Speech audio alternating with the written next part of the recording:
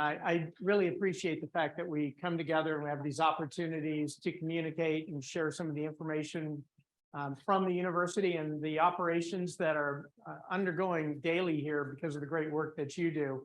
I'm going to keep my part somewhat abridged because Lacey Madison and the strategy team is going to come up and share some stories from the strategic plan implementation.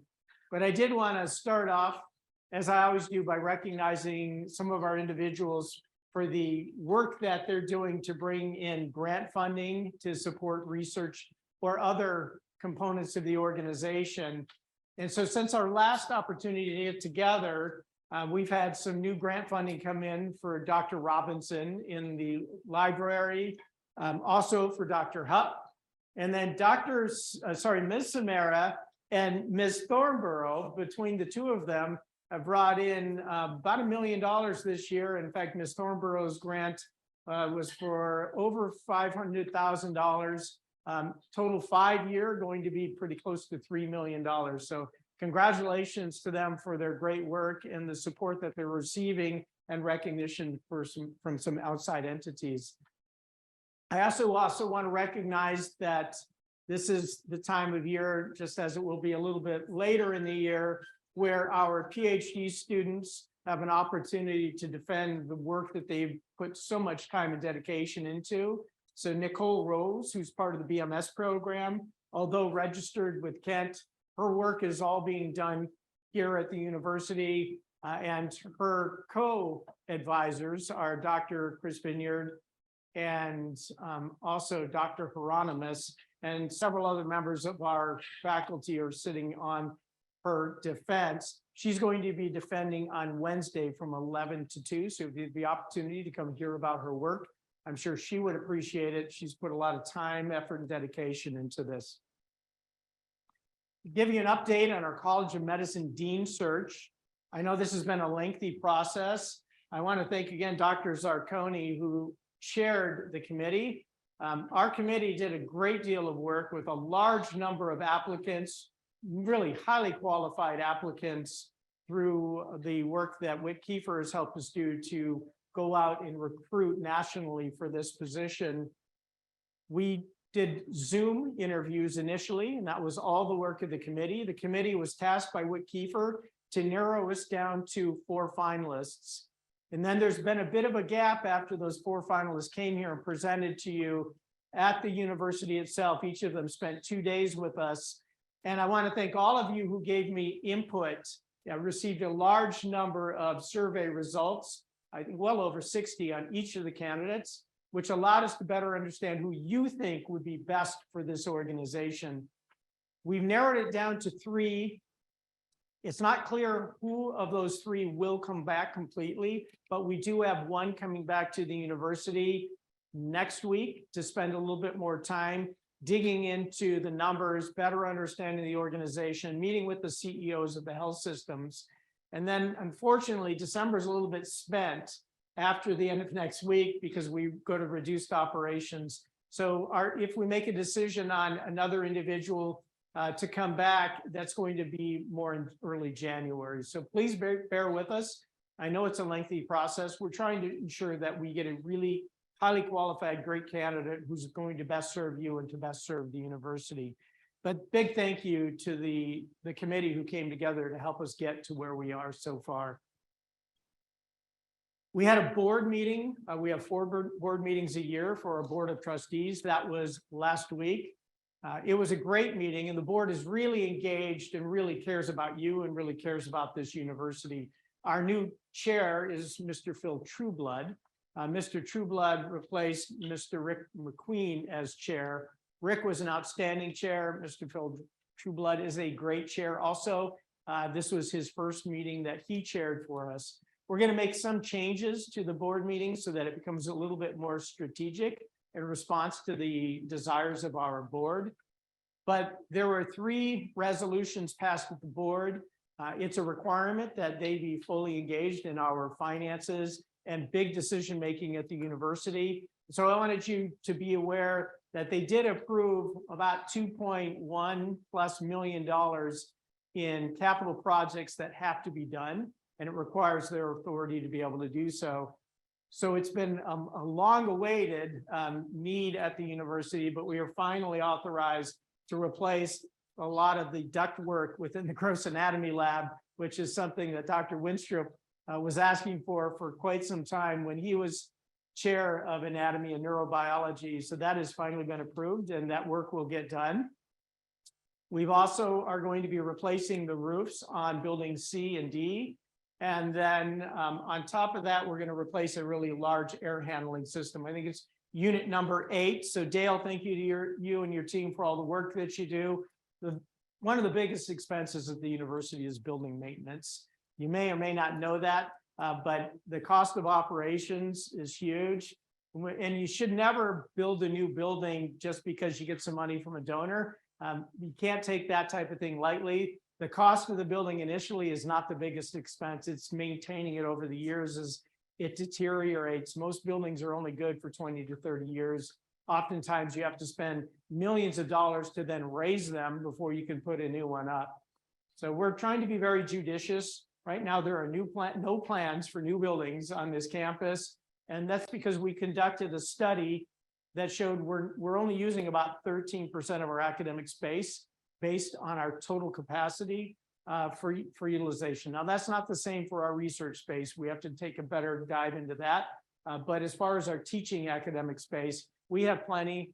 We just need to be a little bit more careful about how we schedule it. Right now, we're very front loaded. So if you come in on a Monday, Tuesday, Wednesday, or Thursday, and it's between the hours of 8 and 11, there's fairly high utilization. If you come in on a Friday or if you come in afternoon, there's very low utilization. So spreading it out so that we're doing a better job using our space will be a new piece for that. The South Corridor is almost complete. For those of you who've been walking through the area, I think it looks really great back there now. There are some additions that are taking place to cover up some of the darker brick areas and make it more light and lively like the rest of that space is. We have had supply chain issues, so some of the furniture that's been greatly delayed is finally starting to trickle in, but I think that area is going to be complete probably within the month. I think Mary told me we should be there by then. We were hoping to have this all done by last summer. Unfortunately, supply chain issues have been a big challenge for us, but we are finally getting there, and I think the space looks phenomenal. I want to recognize 10 of our students, 2 of which traveled with us to Nashville for the AAMC meeting. AAMC is the big medical education meeting nationally, and 2 of our students presented on behalf of a total of 10. A PhD student and an MD student were there hand in hand. It was Trinity Sampson. Many of you know Trinity's name. She's done so many amazing things, including starting up our new journal here, but also Gabrielle Robinson, a PhD student. Dr. Safadi, thank you. They were both from your laboratory and you sponsored them in their attendance. But it was great to have our students there and to have them engaged with national leaders from across medical universities all over the United States. HLC, I know we've talked about it and we've told you where we thought we were, and we did finally get our formal letter from the Higher Learning Commission that said you are fully accredited for 10 years. At 4 years, they want a little follow-up note from us on how we're going to progress on faculty diversity that's reflective of our student diversity, which they gave us great accolades for. But we could not have done this without all of you. And it was a big pull. I mean, this is huge. This is every 10 years. This is our big report card. And what they said is you're a great institution. You're doing all the things that you should be doing. Really, we keep talking about the leaders who helped us get there, like Dr. Wenstrup, who chaired that committee, Dr. Kasmer, Deb Loyette, but we know that it's all of you, and they recognize that it's all of you, and they've brought names like Jordan Sindrich and Lacey Madison and Sandra McPherson and the people who work for you. We know that it's all of you who made this happen. It's the team, and it really is a reflection of how this university is run by you, the work that you do every day. So in January, on the 23rd, during this meeting, we're going to spend more time together. I hope all of you will please come. We'll make sure we have refreshments out a little bit better than coffee and cookies. What we'd like to do is have a celebration for HLC and the great success that we've had, and then to give you more of a state of the university instead of snippets like we do at most of these, but to share with you over the past 3 years, all the things that we've accomplished together and where we're hoping to go into the future. So please do your best if you can. Supervisors, please release everybody to be able to get there. I realize, Callie, we need some police officers in places around the campus, but for the rest of us, if we can find the downtime, whether it's your technicians, it's your administrative assistants, curriculum coordinators, we want to celebrate everybody who was involved in HLC and getting us to where we are today. Students will be all over the campus. You're going to see them more in the evenings, filling up the carols, probably down in the chairs out in the news center.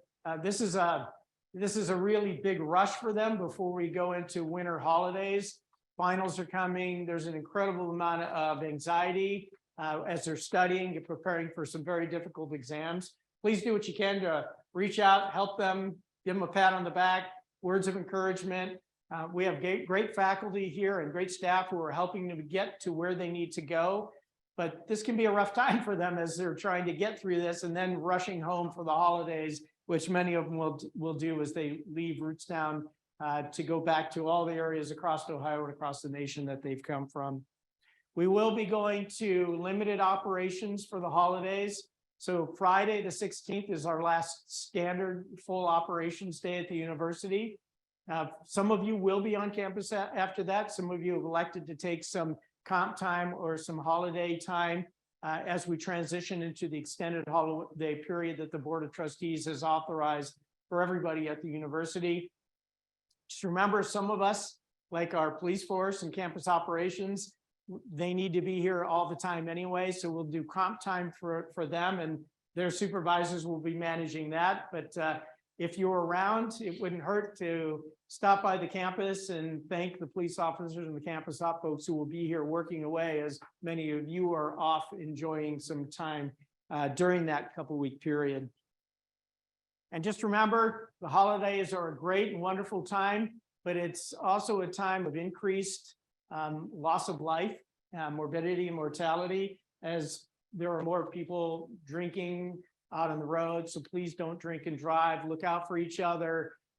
Try and do everything you can to maintain safety. There's an increased number of ER visits for people my age who shouldn't be climbing on ladders to put lights on houses as they take a fall.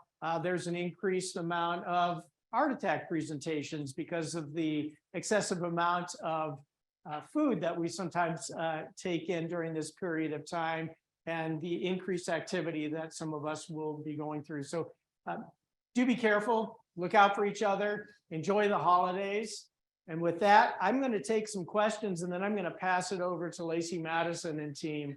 So if there are any questions, it looks like we have one here. Please don't forget CMU staff working to take care of the research animals over winter break. Thank you. I don't know who that came from, maybe Dr.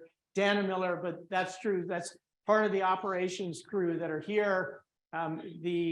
The animals that are on our campus need care 24/7, and we have an amazing team who's there to take care of them too. Thank you for calling me out on that. Anything else from anybody? Do we have anybody new who's joined the campus in the last month? Do we have any? There we have one. What's your name? One more time. Katie Tunney. And what do you do, Katie?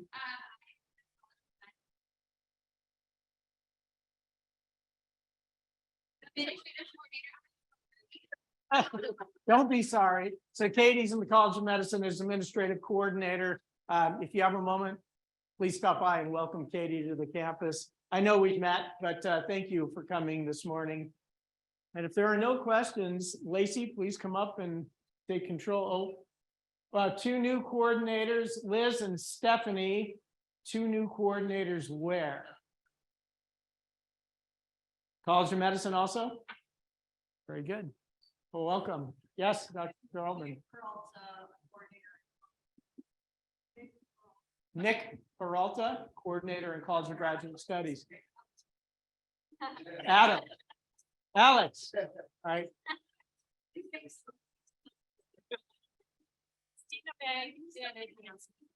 Christina Begg in advancement. In fact, she's one of our new major gifts officers.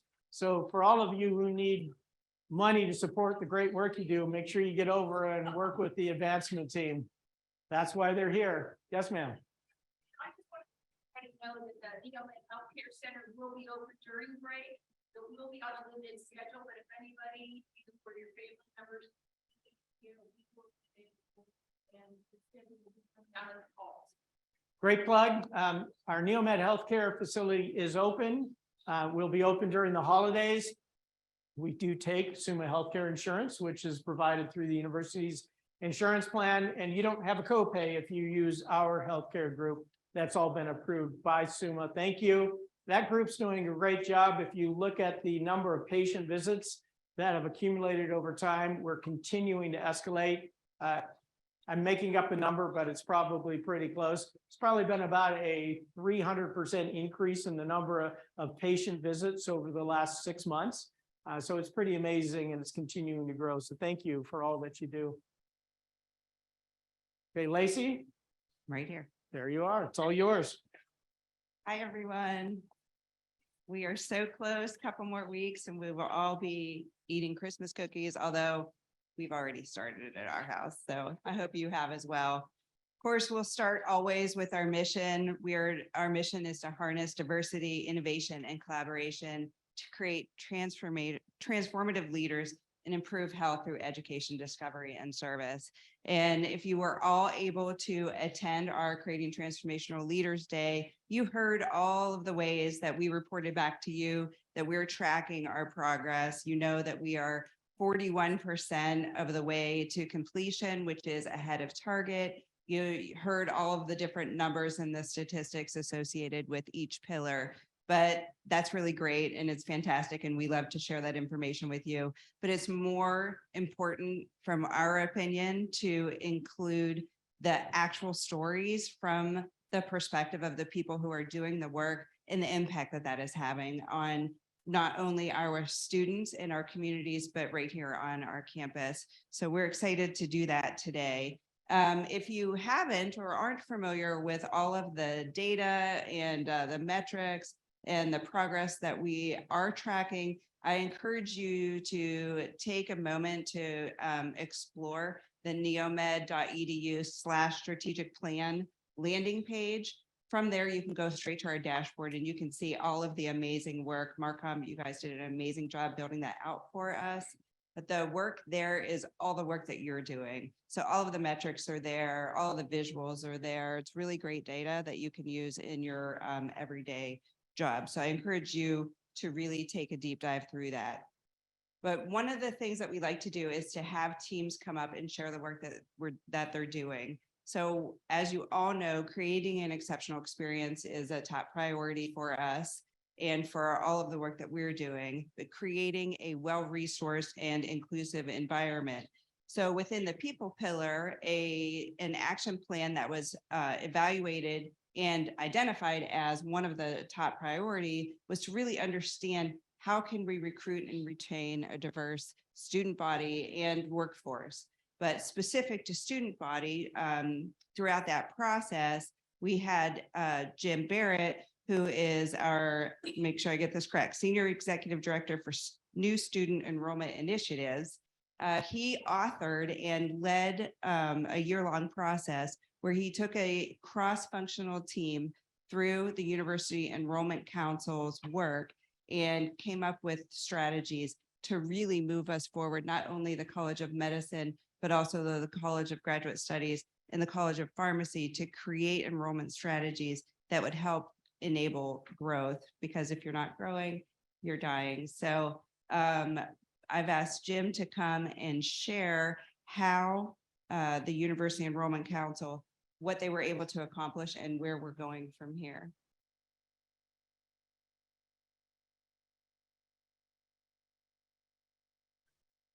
Thank you, Lacey. All right. Good morning, NEOMED. My name is Jim Barrett, and I'd like to give you an update on the work of the University Enrollment Council. When my friend and colleague Sam Bliss contacted me and voluntold me of this opportunity. She also informed me I could not use PowerPoint to walk through anything. So just know I am scripted and I'm about as comfortable as Samson in a barber chair right now. So if you'll indulge me. The University Enrollment Council, or UEC for short, was proposed based upon a simple linear organizational principle. All operations stem from tactics. All tactics are downstream from strategy. Strategies are informed by goals, and all strategies are derived from clear, unifying vision. Any organizational disconnects between shared understanding of that clear vision and the resulting tactics employed most often leads to disharmony. Therefore, a clear articulation of vision through vertical and horizontal organizational mesh points is an indispensable prerequisite for achievement. The purpose of the UEC is to impart a shared vision for enrollment and enrollment revenue opportunities to the tactical enrollment operations teams across the university. Philosophically, think in terms of the old poem, For the Want of a Nail. Tactical level decisions and the quality of their execution ultimately determine whether strategic vision is realized.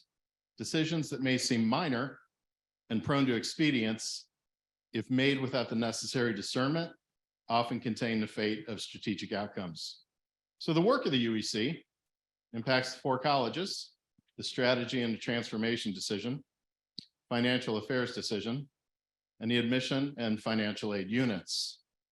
These areas collaborate to set and reach new student enrollment and enrollment revenue goals. Okay, so enough about all the setup and the philosophy and all the highfalutin stuff. What do we do? The UEC commenced meeting in 2021, reflecting this vision included in its original charter. The University Enrollment Council is challenged to provide an enrollment model and strategies to support a growth model for NEOMED. So as Lacey alluded to, cross-functional informational exchanges for us to better understand how we each contribute to shape enrollment and enrollment revenue, and to share information about trends and practices occurred. We started off really just exchanging information. Who are we? What do we do? How do we work together? What are some of the barriers?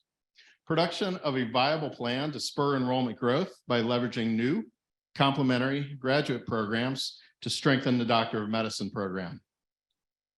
The adoption of a university-wide enrollment plan to set and reach newly defined enrollment goals, and provide a platform for university faculty and staff to articulate both their aspirations and trepidations related to enrollment growth in advance of resource planning. Those were all the things we did in the course of the year. All right, so what did we learn? I think we could all those who participated, all agree that various stakeholders benefited from a focused dialogue to collaboratively define objective enrollment goals. Setting numeric goals, identifying barriers, and incorporating timelines did generate very candid and healthy conversations. We also learned that evaluating resource needs to spur and support enrollment growth, they're not quantified by a single metric. Resource needs address all of the following aspects: physical space defined by the number of students, faculty, and staff; physical space required by specialized function and pedagogy; resource needs driven by the complexity of programmatic offerings; organizational structure; and other scalability factors more nuanced than simply an increased number of students. It's important to note that we set out on a quantitative journey, but not all of our findings were quantitative. The sentiments expressed by many faculty and staff that we spoke to reflected a nexus of hope and concern. Past experiences understandably shape current perceptions. Many stakeholders we spoke with reacted very pensively to the concept of enrollment growth, having experienced reactive and under-resourced approaches of the past. Campus-wide collaboration to proactively and successfully manage enrollment growth with intentionality is arguably as important as the resource benefits that should be received from the growth itself. So part of this report out should be the best part of the process. There was often a genuine sense of, hey, thanks for asking us. Our experience was that past growth initiatives often occurred without sufficient planning or allocation of the necessary resources. Or as my colleague Lacey summarized, there's an equal sense of apprehension and desire for collaborative decision-making to create solutions for growth that are strategic, standardized, and resourced. Lacey, Sam, and I had the chance to meet with so many different people and gain real insight from their contributions. And to be honest, we also had a lot of fun. There's a lot of times that we all kind of live in our silos. We don't get to talk to one another. We don't just get to spend time with you. And the ability to actually meet some of you and spend some time outside of hallway conversations to kind of listen and really understand what you do. I had fun. I can't speak for these two, but I know I did. And if you're not having fun at work, it's either because of something you're doing or not doing. So I highly encourage that. Goal planning discussions occasionally shed light upon some challenging issues, resulting in some very candid dialogues. These dialogues are really necessary to define and arrive at a shared vision. Hey, in summation, we have a long way to go to achieve our goals. Some of them are fairly ambitious. And because we're imperfect, we'll have setbacks. We'll have failed tests of hypotheses. We'll still have some miscommunication. And necessary recalibrations will have to be made on the fly. How we leverage these teachable moments as colleagues together will make all the difference in whether or not we achieve our goals. So what's next? Moving forward, I think we propose that the UEC will reflect kind of a scaled back scope to really provide a platform for the executive leadership team to engage in very detailed bilateral communication on matters of progress toward clearly established and articulated enrollment revenue goals on a quarterly basis. So that's my report out. Lacey, what do we do here? Do I turn it over or do I stand up here and entertain any questions you all might have on the fascinating topic of enrollment?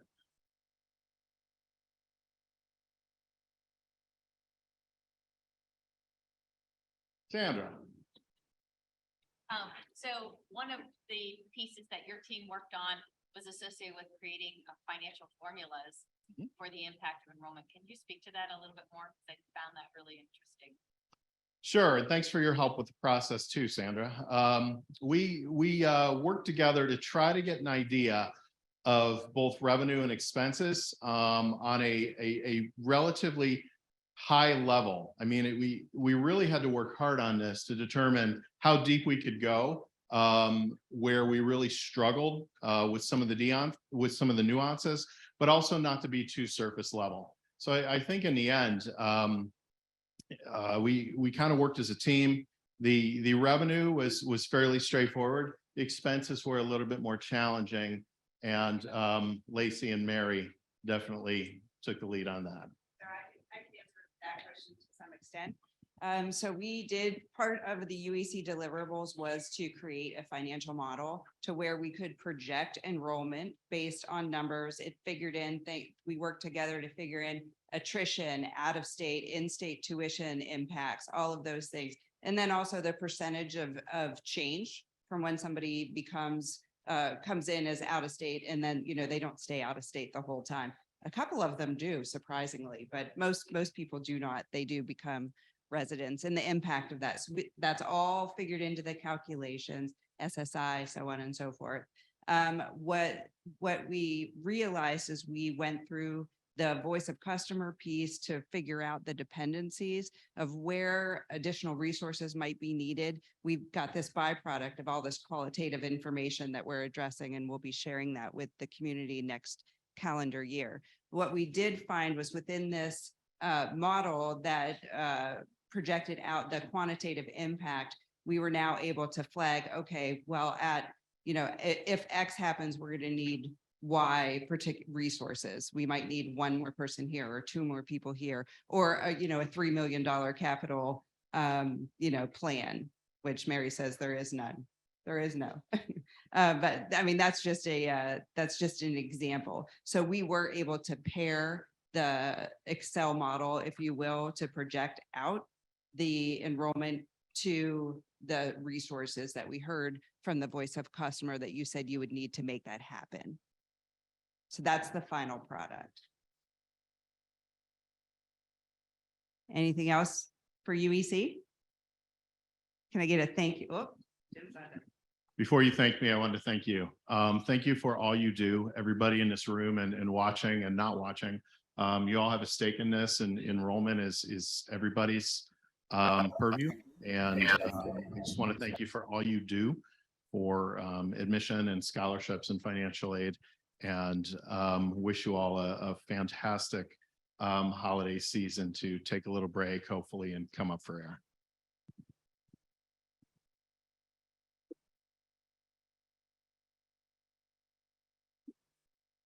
So we are also going to feature a strategic initiative and action plan that is coming up through the education pillar.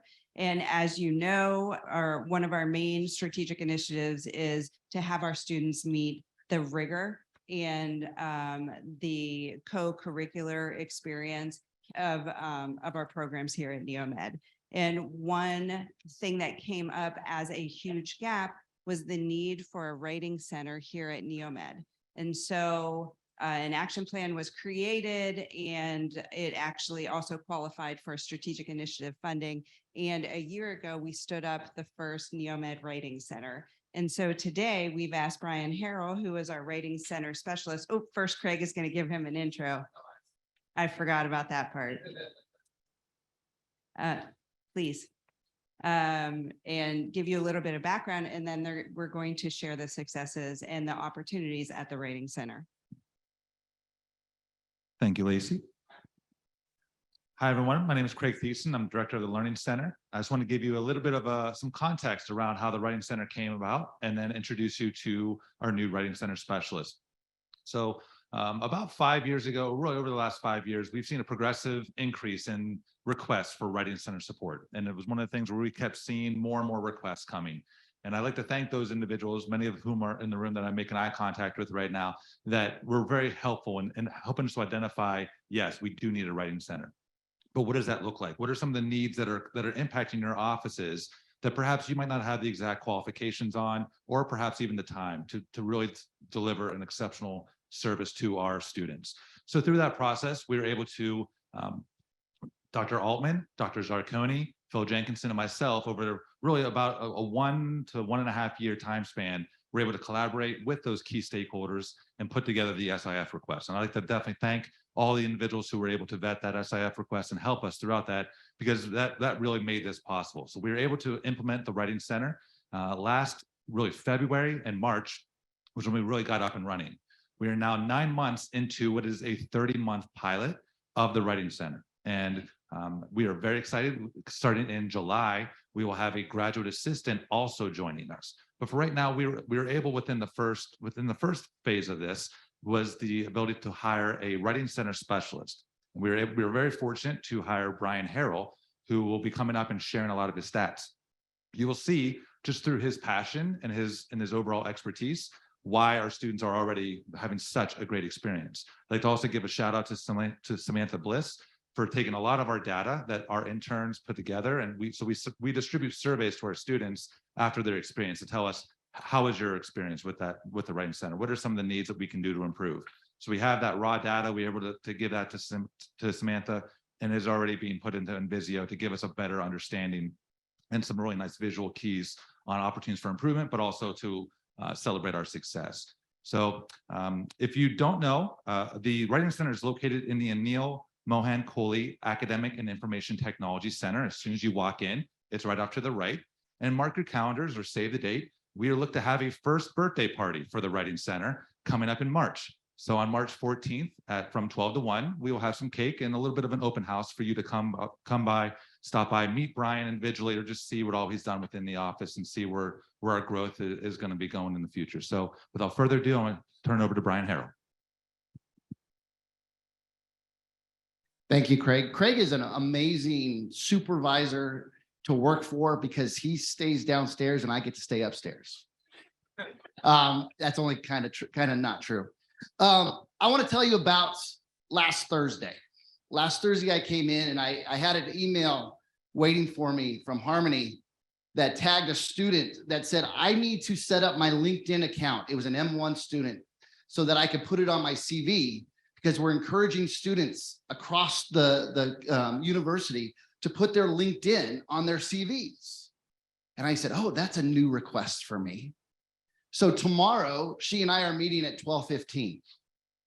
Then after that, Dr. Stacy, I always get her name wrong, Gardner Buckshaw, she came in with her team who is finishing up a couple journal articles. Her and her team, we zoomed in some of her team. We worked for 2 hours as we finished up. Writing never is finished, we know. Some of the things that she does there. And then she let me know that that journal article she and I worked on a month ago, it was just accepted the day before with no revisions. High five for that for her. Then a pharmacy student came in, a P4 who was really jacked up because she had a letter of intent that was due in like 4 or 5 days. We knocked that out in an hour. She walked out with a smile on her face that she didn't have before. Then I had an M1 who was really working on summer research projects. He comes in, he says, I need help with my CV.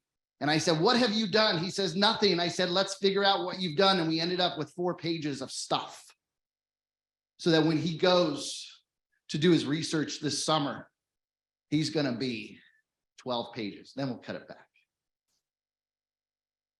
And then the most unique one was I had a student reach out to me in M4 who is really excited about poetry, and he's finishing his poem for the first time to submit to the William Carlos Williams poetry contest. I'm not a poet, but we were able to go through and he was able to read to me his experiences at NEOMED with some disabilities and how he was encouraged by all of you as a M1, M2, M3, M4, to be able to put it one time on paper. Poetry awards are really cool, but writing our experiences into poetry is even cooler, at least to me. And finally, I had a student reach out to me about 8 o'clock on Thursday, asking me to write a letter of recommendation for them, because I've known them in the Writing Center since March. NEOMED is one of the very few standalone medical schools with a Writing Center. I found that out in February when I was hired. I just thought everybody had one. I came from the undergrad world. And so I just kind of reached out and said, those standalone medical schools that are here, that are in the United States specifically, who has writing centers? Not very many. So I took a trip. I'll be honest, there's a beach involved, and it was the summer, down to one of the standalone medical schools who basically across the country people consider to be the premier writing center of a standalone medical school. And I took a tour because I said, we're going to be here too. And they were very gracious for me. I'll be honest, when I came in here, I had a plan. And that plan has pivoted probably 287 degrees by now. And I'm headed off that way because of our students and our assessments and what we're looking at. What we do in the Writing Center are high stakes CVs, letters of intent, letters of recommendation, things that matter to our students outside of writing a paper for a grade. Do we do that? Yeah. But what's more important is that once you leave this building, these buildings, to get out into the world and represent NEOMED in our writing and in our world. So just a few numbers.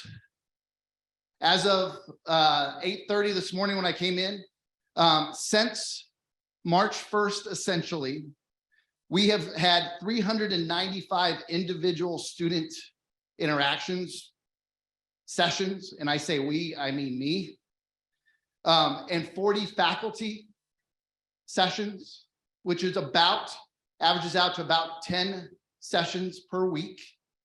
What do I do in the other 10? I'm here 20 hours a week as the Writing Center specialist. I work with Trinity Sampson in the Journal of Medical Sciences that we were talking about earlier. I am one of the initial readers and one of the last readers to put that out into the world. I have a commitment for myself because I'll be really honest. I knew writing, but I never ran a writing center. And so I didn't know how to do it. So I have 1 to 2 hours of professional development a week that I reach out to people and I say, hey, help me do this. Help me figure some of these things out. Co-curricular is the word of what writing centers do. It's co-curricular work. And I learned that in professional development. I also have reached out and I asked a very good education mentor to be my mentor for the first 6 months. In fact, tomorrow's our last meeting as mentor-mentee as of right now. We meet once a week to just talk about my interaction with students and the administrative stuff. He was a superintendent and he also was in higher ed. He said, I will help you with how to be a better leader of one. So that's all the other administrative stuff that I get to do, plus numbers, plus all of that assessment things that I didn't think I could do. In fact, in my interview, I told Craig, I don't do assessment, I do assessment. Specifically, how to, and this is the very end of what I'm going to say, I reach out and I interact 3 different ways, all 3 ways. Number 1 is in person. And I've had 36 of the about 450 interactions were actually in person, 36. And I'll tell you, most of the faculty was in person. So do the numbers from there. 95 were Zoom interactions. So the other 305 were asynchronous online writing center work. What does that look like? They send me whatever they're doing.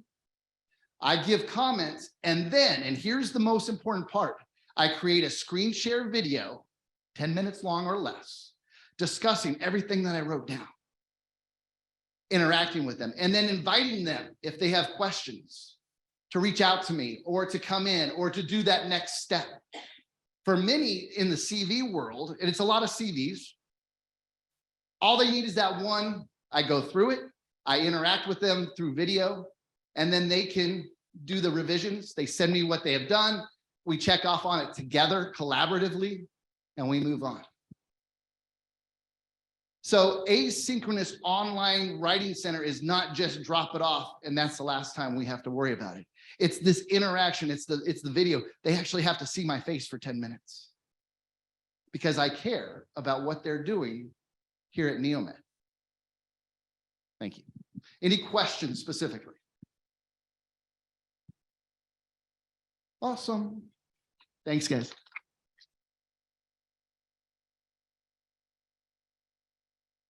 That was amazing. I love your energy. Thank you.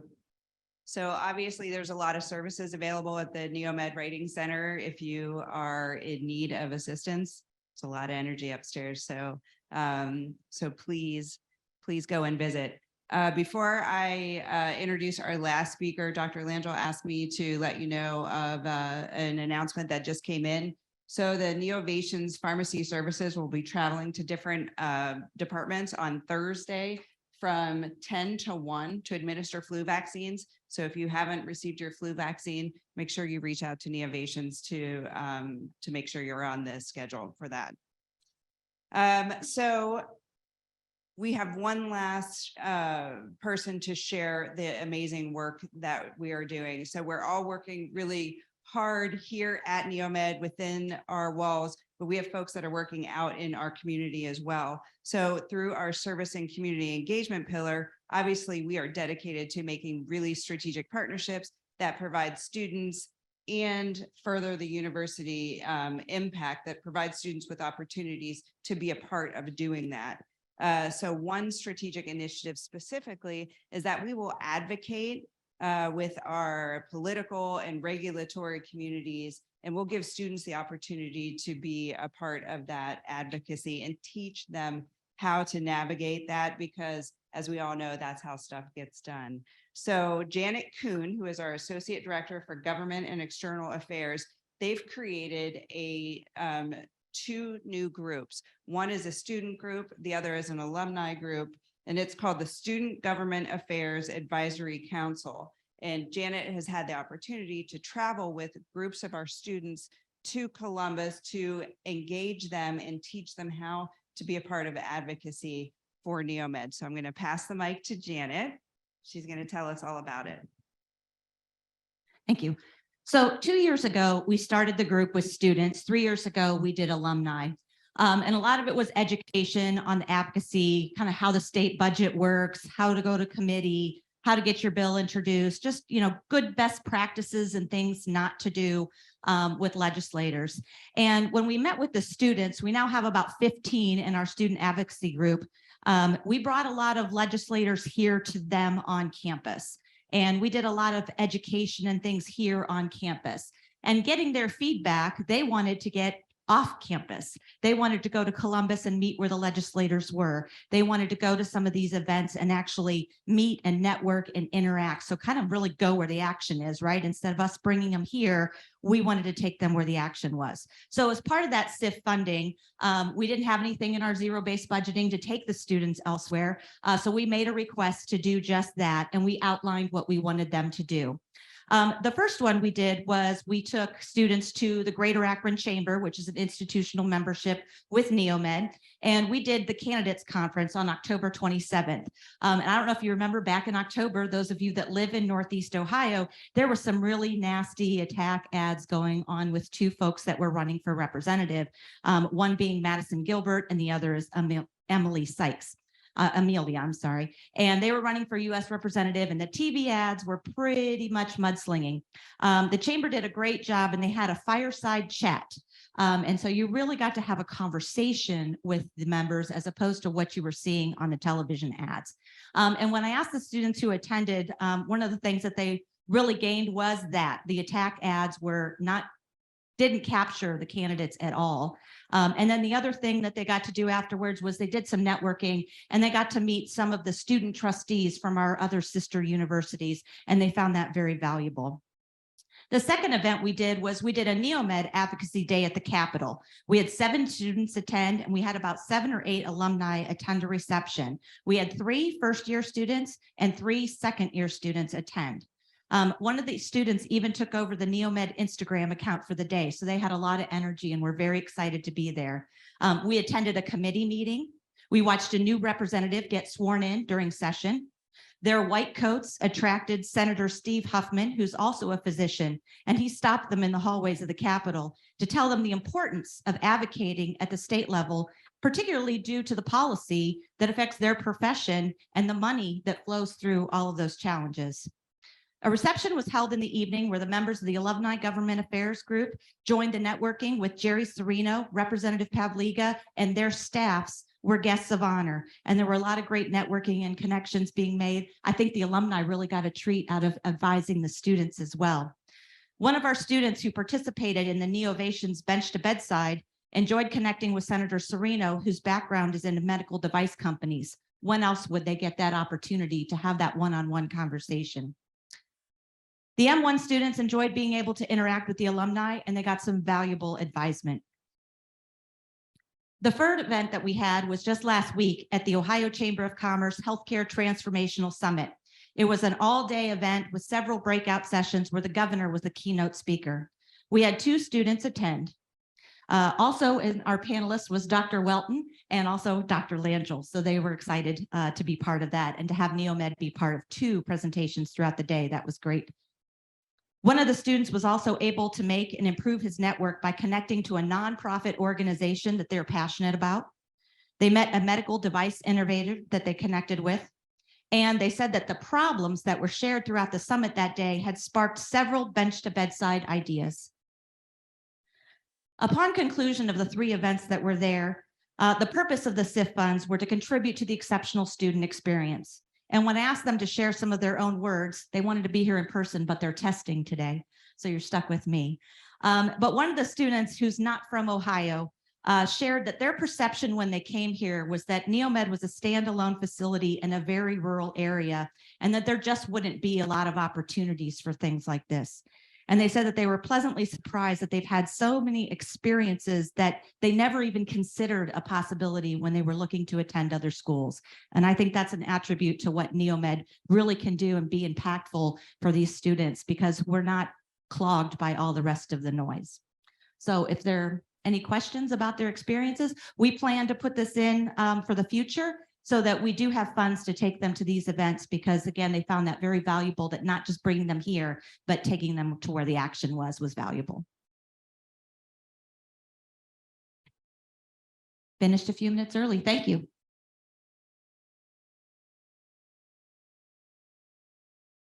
So Janet, thank you. And to Jim and to Brian, the work that you're doing, this is how we create transformational leaders. So I appreciate all that you're doing and for taking the time to share that story with us. With that, that's all that I have, unless you have any additional questions for the strategy team. Coffee and cookies over here. I'm getting the point. Make sure you eat those so we don't have to. You know, it's good to prime your cookie intake. Now's the time.